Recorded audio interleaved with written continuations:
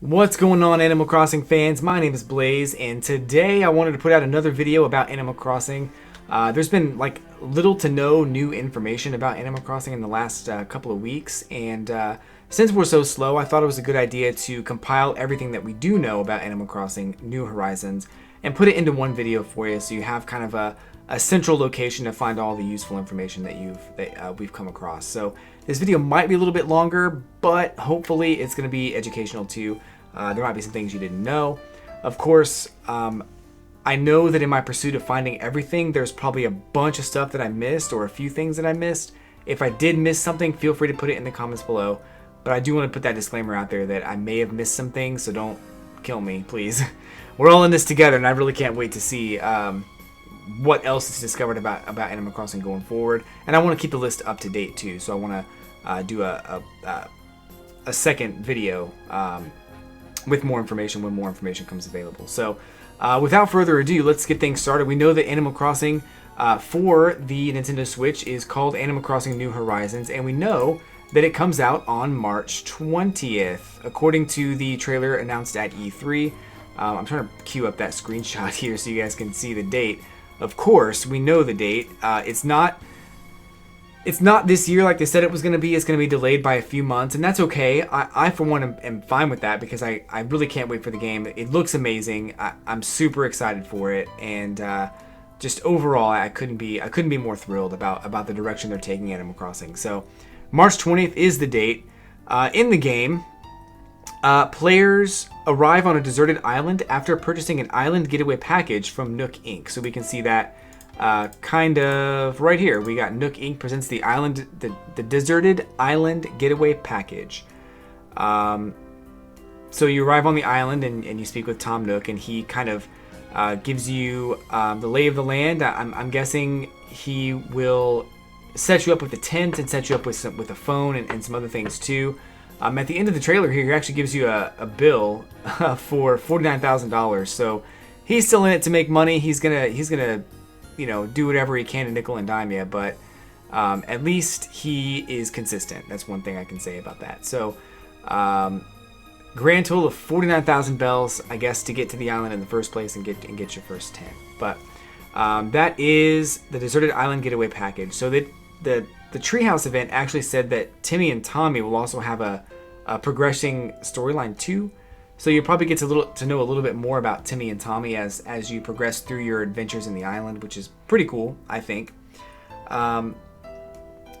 They also said you don't start with a tent. So I'm not sure exactly what that meant as far as what you do start with. In Animal Crossing New Leaf, you also did not start with a tent, but you got a tent very shortly after starting the game, which I'm guessing is how this is going to work out. Although I don't know for sure, because there was a secondary player that they showed off that also didn't seem to have a house or tent on that island at all. So it's very possible that you won't have a tent from starting, and maybe you just sleep outside. I'm not too sure, but that was one thing they said that was kind of raised an eyebrow for me. One of the coolest things, I want to go back to that screenshot we showed with the release date, because that actually showed off very interesting things here. So hair, face, eyes, and skin tone are fully customizable and changeable at any point in the game. So if you decide you want to change your hair, change your hair. I'm guessing that meant skin tone and eye color and things like that too. You can fully customize your character as far as their facial features, hair color, and hairstyle at any point. So that's awesome. So they also said that hair is gender neutral in this game too. So there's no gender restrictions on hair, which is great. It's the one thing I wanted for a game like Splatoon 2. And they've never had that restriction on Animal Crossing hair either. So you've always been able to get either hairstyle, but it looks like from the start of the game there will be no gender restriction on hair, which is great. You can see a couple of these characters are sporting this on this screenshot here. Down here we've got the girl with the backpack. She's got a red backpack on. There's a purse on the main character there as well. I'm speculating that will allow you to increase your storage capacity, but it probably will not. That's pure speculation. But they do have backpacks and purses as items you can wear in the game, which is super awesome. I'm thrilled about that. Speaking of clothing, sheep villagers will now wear shirts instead of scarves. We did see a sheep villager at some point with a scarf. Right here, actually. I almost passed it up. So with a shirt anyway. So you can see the sheep villager here actually has a shirt pulled down over her wool, which is pretty awesome. In the past, they just wore a scarf with the same pattern on it, but now they actually wear the shirt, which is pretty cool. They also talked about how weather plays an effect on the game. So weather effects can be seen on trees such as wind. I honestly can't wait to see a storm in this game. I think it's going to be super cool to see like a raging thunderstorm like on your island with all the wind blowing in the trees and all this other craziness going on. That's going to be super fun. From the start of the game, you can also select whether you want the northern or the southern hemisphere, and you'll have corresponding seasons in your town. So if you choose the southern hemisphere, August, July, and September-ish will have snow. So that's an interesting concept to be able to have a different type of weather pattern in your town, which is I think is super fun because I sometimes I want to see the snow, but I don't want to have 6 months of snow, if that makes sense. So that's cool. I'm glad that they do that. There's a real-time clock. Obviously, the real-time clock is making a return, and the real-time clock will stay in sync with your Switch or your actual time in the game. There's been a little bit of a debate on time traveling and whether or not that's going to be in the game. I'm going to speculate that yes, it will be, just based on some of the facts that I've seen and some of the things that don't really make sense. And we'll get to why that was brought up in the first place a little bit later on. But I'm going to guess time traveling will probably be there, but don't quote me on that. That's still speculation. The overall map is actually a little bit smaller than Population Growing, but bigger than City Folk. So I think that's pretty interesting that we do have a map that is going to be bigger than City Folk. I loved the size of City Folk. That was cool. So we'll see a little bit more of that. Cliffs are back, as you can see in this screenshot here. That's a cliff, and cliffs are going to be back in the town. So I liked the cliffs. I know that not everybody did, and that's okay if you disagree, but I personally enjoyed them. I thought it was a nice touch to have an elevated area. I'm not sure if every single town is going to have a cliff, though I would guess yes. At least at the very north part of the town, though I would guess that every town will have to have a waterfall too. So I'm gonna guess that every town will have to have a cliff in the middle of the town somewhere. You can also place items outside, seemingly anywhere you please. So I mentioned this a second ago. I believe that you can. Well, maybe not. Maybe I didn't mention it, but you can decorate anywhere on the map with items, and we saw that over here in the beginning of the trailer, where you can kind of put items wherever you want. Here's the beach where we have a radio. We've got a blanket, little coconut juice thing, and a fire and stump. There does not seem to be a limitation on what types of items you can put outside, though I'd imagine eventually you'll run into a restriction of how many items you can put outside, just because I feel like there's the game's gonna have to maybe drop frame rate or something like that if you have too many items outside. Though with the power of the Nintendo Switch, maybe there's no restriction. Maybe everything can be placed outside, which would be super awesome. I'm really hoping that's the case, so we'll get more information on that pretty soon. Furniture placed is able to be moved in half tile increments, just like in Happy Home Designer. So for anybody who didn't play Happy Home Designer,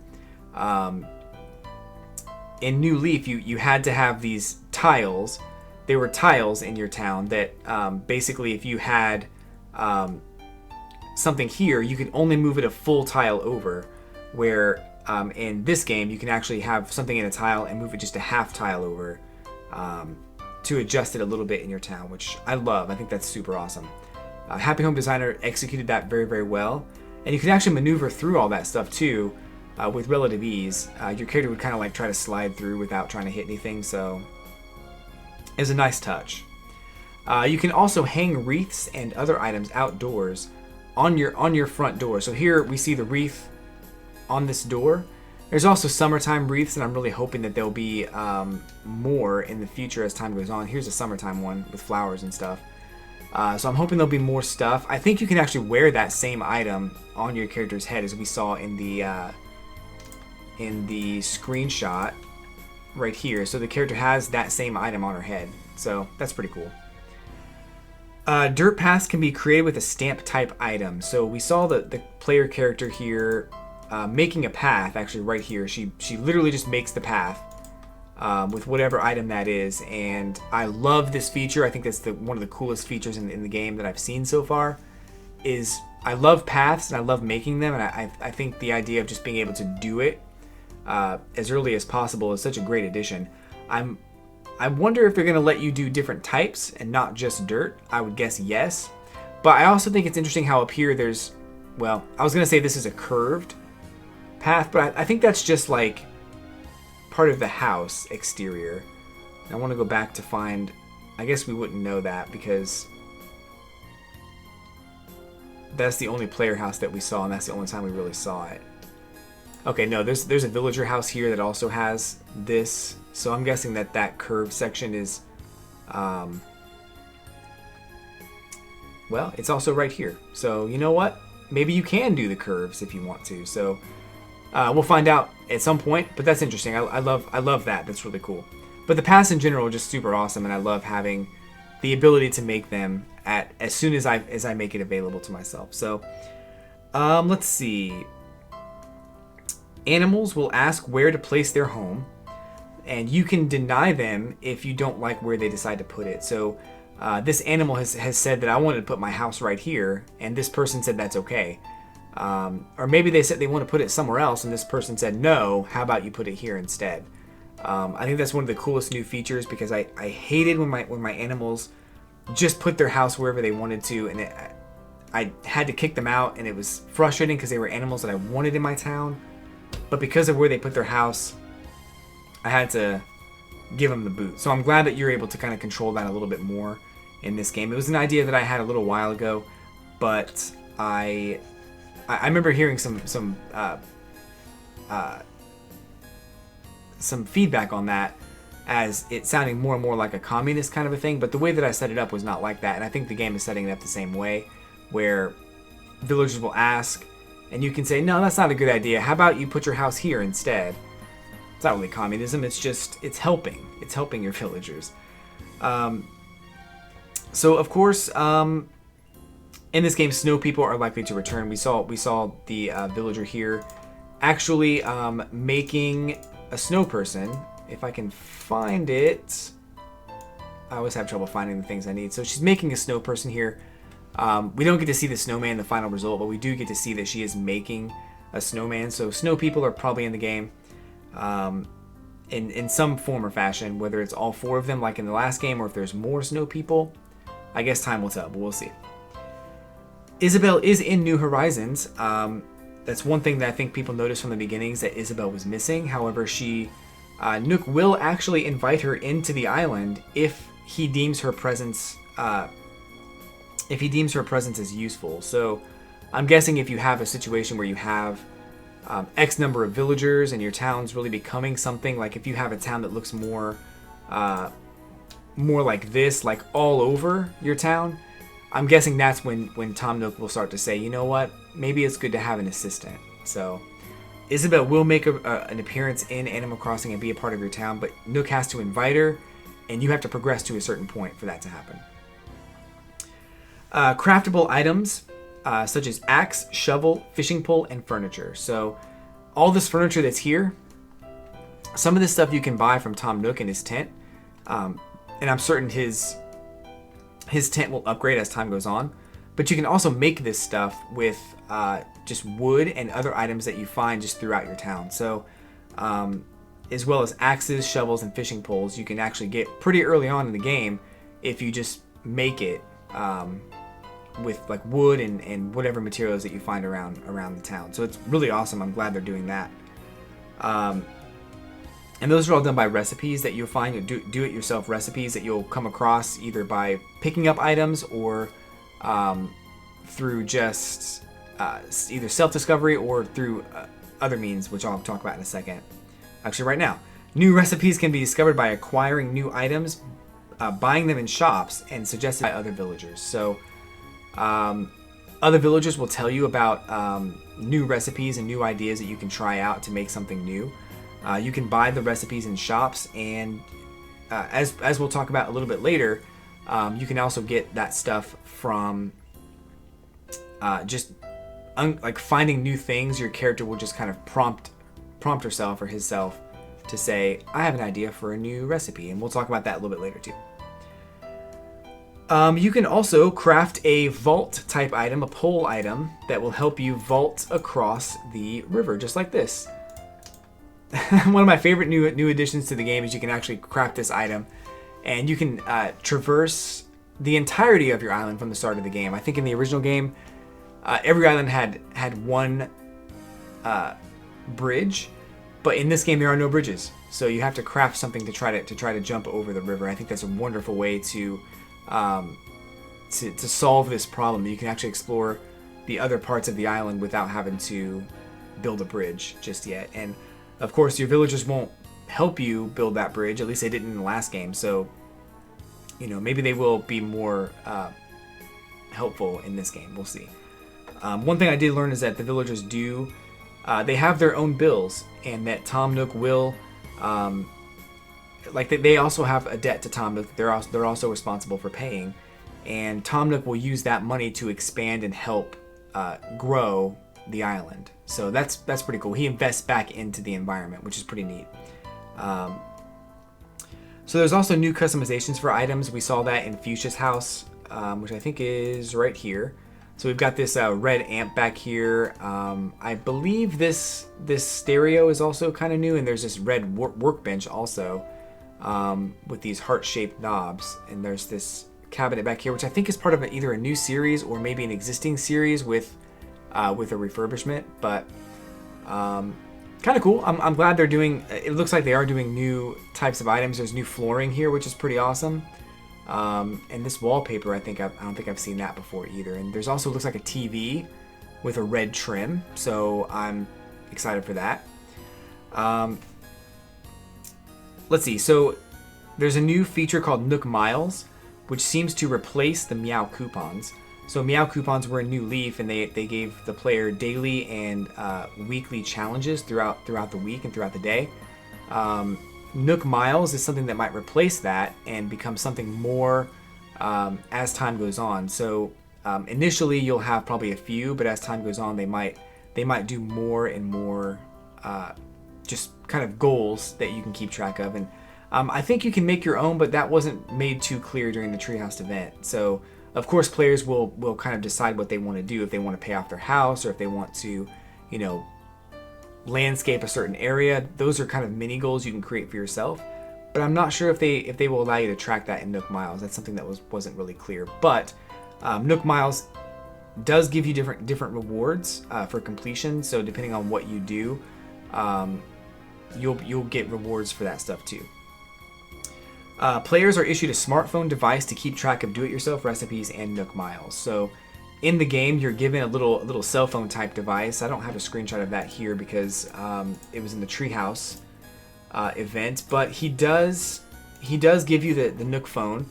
You can see it right there, the Nook phone, and that does have the apps for the do-it-yourself recipes to keep track of those. It also has Nook Miles.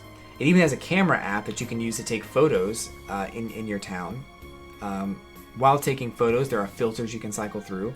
You can also emote while taking photos, and you can use furniture and all that stuff in there as well. So that's pretty neat. You can set up these different scenes and these different really cool like locales to have these photos taken. And I think some of those photos are going to be some of the coolest things that I see online. I really can't wait to see what you guys do with that stuff, because I have a few plans myself.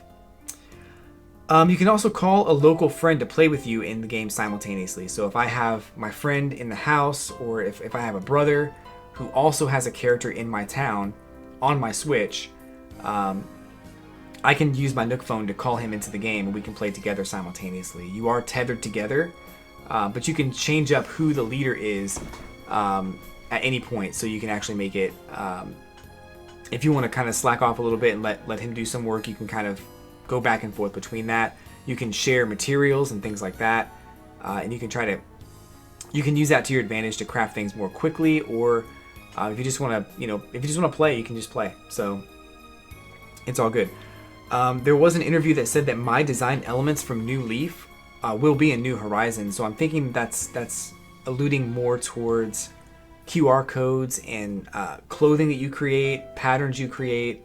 I think that stuff will make a return into New Horizons as a my design element, which I think is what they're talking about. So I'm excited for that, because some of the clothing I've seen was online is some of the coolest clothing that's out there.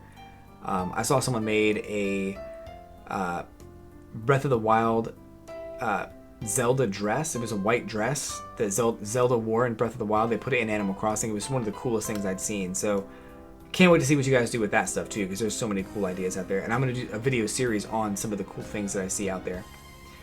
KK Slider's music plays on the radio. So back here on the beach, we did see there's a radio here, and KK Slider's music will play on this radio. KK Slider will also show up in your town every Saturday night to play you a tune. So just like he does in Animal Crossing always, forever, he will show up in your town to play music, and so that's kind of cool. So that's all the good stuff. Let's talk about, well, not all the good stuff. You also can play up to 8 player houses will be able to be in one town. You can play 4 players, up to 4 players simultaneously offline. So me and 3 of my friends can play with me on my Switch if they have a house in the town. So just like that example I gave with my brother, I could have 3 brothers and we could all play together, provided those 3 brothers have a house already in my town. Up to 8 players simultaneously online. So that's one of the things I'm curious about how that's going to work, because there's no word on how many different consoles can connect at the same time. So I'm guessing 8, that you'll be able to connect 8 different consoles to one town and play together. Splatoon 2 does it with no problem, so I'm guessing that Animal Crossing will also be able to do that. I would hate to think that it's only 2 consoles can connect to each other, and of course you can have 4 players per console. That would not be fun. But I'm going to go ahead and say, I'm going to go out on a limb and bet that it's probably 8. So that's basically all the good stuff that I came across. There's some questionable things I want to talk about too. So one of them is that there's only one town. There's a 1 town limit per Switch. So if you wanted to have a secondary town, you'd have to buy a second Switch. Potentially even a second copy of Animal Crossing. So I don't know how that's going to work exactly, but very interesting that they decided to do a 1 town limit per Switch console. So kind of a bummer on that, but we'll see exactly how that plays out as time goes on. There might be some technical things there that you'll be able to do, but we'll see. Maybe memory cards can be switched out. Anyway, that's all speculation, but there's a 1 town limit per Switch. There's an auto save feature. So no more do you have to press the start button to save and quit. You can just turn off your Switch and it saves for you automatically. So that's pretty cool. There is no connection at all to Pocket Camp, which for some people is very bad. I had talked to a couple of you pretty recently that love Pocket Camp and wanted that connection. I personally did not, because I felt as though Pocket Camp was very much a microtransaction heavy game, where if you didn't spend money, you couldn't get the items that you wanted. But in a game like Animal Crossing New Horizons, somebody in this environment might say to themselves, oh, well, I want to get a telescope, and they know the telescope's available in Pocket Camp right now. They might just go to Pocket Camp, spend the $10, whatever it is, to get the item, and then take it into New Horizons. And I'm so against like microtransactions like that even if you have to go out of your way to do it, I don't want it to be in the game. So that's my personal preference. If you guys disagree, that's totally understandable, but I am actually kind of happy that there's no Pocket Camp connectivity. They did say that they will probably cross promote those 2 games within those 2 games. So maybe one of your villagers might say, oh, it'd be nice to go camping every now and then. So we'll see how that goes. Let's see. So the other things that one last thing I want to talk about and clear up a little bit. This is the only other thing that I haven't mentioned yet. Amiibo support. So there was a French interview with Kyogoku and Nogami, and they mentioned Amiibo support. They were specifically asked, "Is there Amiibo support?" And their answer was, "We can't say. We're not allowed to say right now. We can't say right now." A lot of news medias and news outlets have taken that and said Amiibo support's 100% in the game.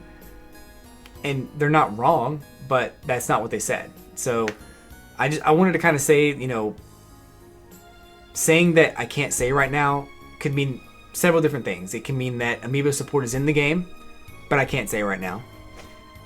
Amiibo support's not in the game, but I can't say right now.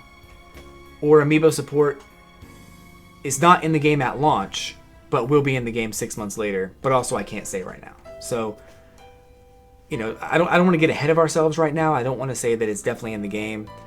There was one Twitter account that actually said that Amiibo support's in the game, so here's a bunch of Amiibos you can buy right now, and it was like, slow down. We don't know that yet. So let's just kind of be patient and wait for more concrete information to come out. And every article that I read that confirmed Amiibo support linked to that GameCult interview, and that interview did not say yes, absolutely 100%. That interview said, can't say right now.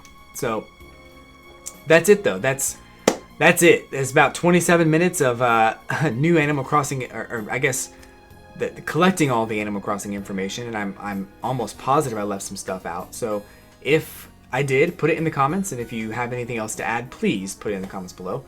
Hit like, subscribe, and I'll be back with as much new Animal Crossing content as I can find.